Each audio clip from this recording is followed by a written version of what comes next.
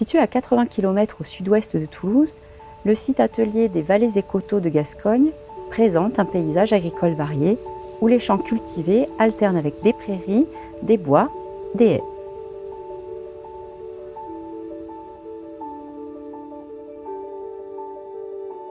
Le projet CBioRef, mené conjointement par des scientifiques de l'INRA, de l'ENSAT, de l'ENSFA, par la Chambre d'agriculture d'Occitanie et un ensemble d'agriculteurs partenaires, vise à étudier et à faire connaître les services écosystémiques rendus par la biodiversité agricole.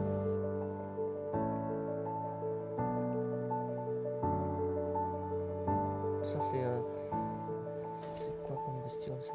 C'est un petit mille-pattes qui se... Ouais, qui se roule en boule là, ouais. un petit collier, il meurt. Et, il meurt carrément. ouais, et les autres se mettent en dormance. Je suis chargée de l'animation du réseau de l'Observatoire agricole de la biodiversité pour la Chambre d'agriculture. Et donc moi mon rôle là-dedans c'est d'accompagner les agriculteurs qui sont volontaires en Haute-Garonne chaque année. Et donc de mettre en place chez eux les protocoles de l'OAB.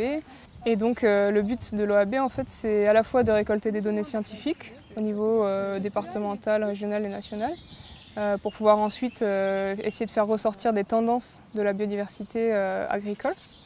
Et puis c'est aussi un moyen de faire de la sensibilisation auprès des agriculteurs, donc de leur donner des conseils pour améliorer la prise en compte de la biodiversité dans leurs pratiques. Voilà, et puis de les accompagner, de répondre à leurs questions sur le sujet.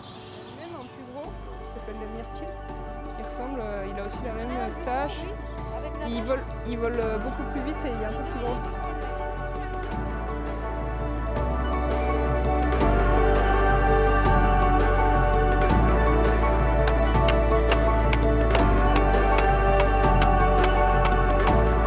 L'objectif avec ce dispositif-là, c'est de placer des fraisiers, on va appeler des phytomètres, qui vont servir à mesurer l'efficacité de la pollinisation.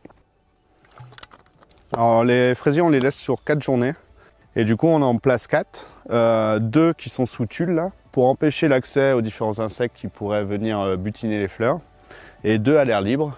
Et ensuite, on va avoir des fraises qu'on va pouvoir peser pour voir justement l'efficacité de la pollinisation et comment les abeilles contribuent justement au développement de ces fruits.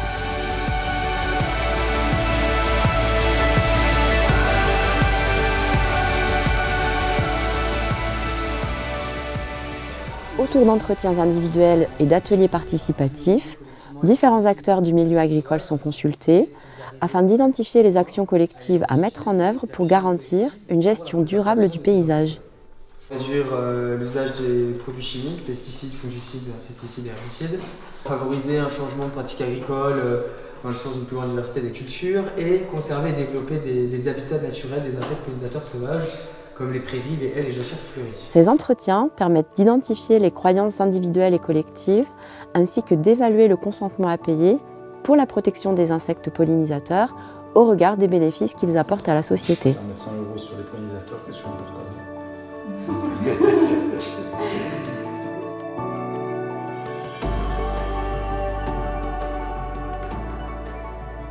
En partenariat avec les agriculteurs, les chercheurs ont créé des fiches sur la biodiversité utile à l'agriculture et les pratiques agricoles qui sont favorables à la biodiversité.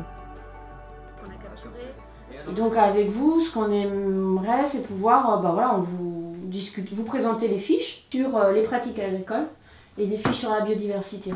Et donc là, l'idée à chaque fois dans ces fiches, c'est qu'on montre, on explique un peu qu'est-ce que c'est, enfin qui sont-ils à chaque fois, les cirques, les vers de terre, les diptères. Et ensuite, il y a leur rôle en fait à chaque fois dans la pollinisation et dans la régulation des ravageurs. Donc qu'est-ce qu'ils peuvent apporter en fait dans les champs pour l'agriculteur. Avoir conscience que y a tous ces auxiliaires là qui peuvent avoir un impact sur permettre de réguler ces ravageurs. Et que c'est à différents stades. C'est pas mal ça, ouais. CBioRef contribue à la transition agroécologique de l'agriculture en améliorant la prise en compte des fonctions de la biodiversité à disposition des agriculteurs.